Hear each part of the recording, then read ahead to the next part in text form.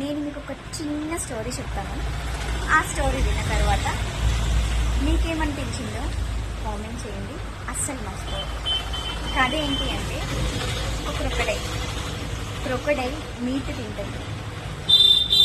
తను మీట్ తినేటప్పుడు తన పళ్ళ సందులో మీట్ ఇరుక్కుపోతుంది. అయితే తను ఆ మీట్ అలానే తన పళ్ళ సందుల్లో ఉంచుకుంటే పళ్ళు పుచ్చిపోయి ఊడిపోతుంది. తనప్పుడు ఆహారం తీసుకోలేదు, తన ప్రాణం కోల్పోతుంది, అంటే చనిపోతుంది. తను ఏం చేస్తుంది అంటే, రోజుకి కొన్ని గంటలు తన మౌత్ని అలా ఓపెన్ చేసి ఉంచుతుంది అనమాట. అయితే పక్కనున్న పక్షులన్నీ వచ్చి తన పళ్ళ సందులో ఇరుక్కున్న మీట్ని తింటాయి అన్నమాట. పళ్ళ సందులో మీట్ ఉంటుంది కదా, అవి క్రొకడైల్స్ తన మౌత్లో అలా ఆగి ఆ మీట్ని తింటాయి అన్నమాట. అయితే క్రొకడైల్కి ఏంటి లాభం? ఆ మీట్ పోతుంది, తను మళ్ళీ ఫ్రెష్గా తింటుంది, తను ఆరోగ్యంగా ఉంటుంది. ఒకరోజు అలా తిని వెళ్తూ ఒక పక్షి జింకతో అనిందంట, క్రొకడైల్ చాలా మంచిది కదా, మాకు రోజు ఆహారం పెడుతుంది అని.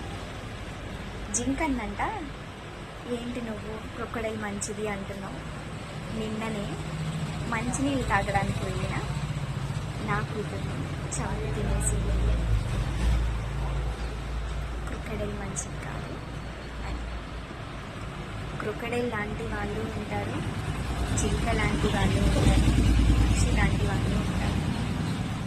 క్రొకడైల్ లాంటి వాళ్ళు తన సొంత సులభం కోసం, తన కోసం బతికే వాళ్ళు ఉంటారు.